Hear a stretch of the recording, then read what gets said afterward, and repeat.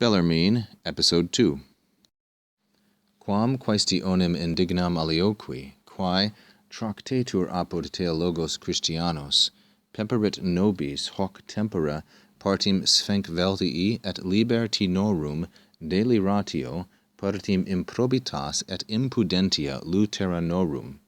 Gaspar Sphencvelius ut Federicus Staphylos in libro de Concordia discipulorum Lutheri, et Petrus Palladius in libro de Haeresibus huius temporis testantur, verbum scriptum tanquam litteram occidentem respuit, soloque spiritu interno contentos nos esse iubet.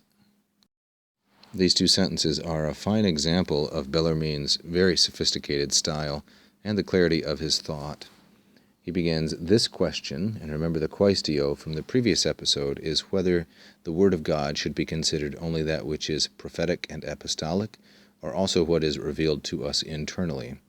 He says this question, although it is unworthy in other respects, indignam alioqui, and he has now this relative clause of characteristic, which depends closely on indignam, unworthy of being treated among theologians, Christian theologians. And I call it a relative clause of characteristic because it has this subjunctive verb, tractatur. Now, what distinguishes a relative clause of characteristic from another kind of relative clause is the presence of the subjunctive. The verb tracto, tractare, is first conjugation. The E tells us that it is subjunctive. A simple relative clause gives a statement of fact.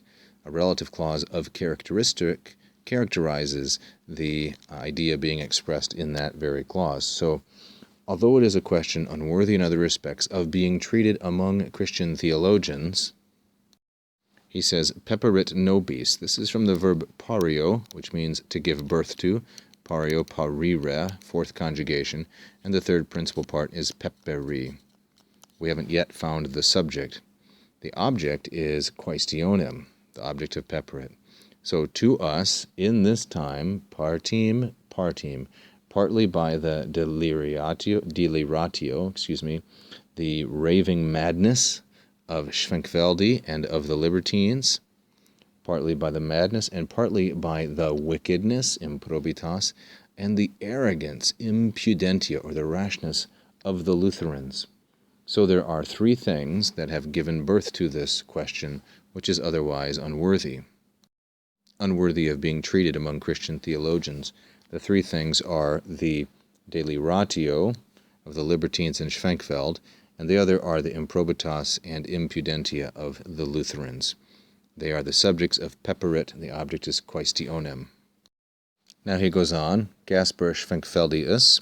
This was formerly a student of Luther's, but then became a spiritualist and was rejected by Lutherans and the Reformed alike, as Frederick Staphylos in his book on the Concordia, the agreement of the students of Luther, and Petrus Palladius in his book on the heresies of this time, as these two gentlemen testify.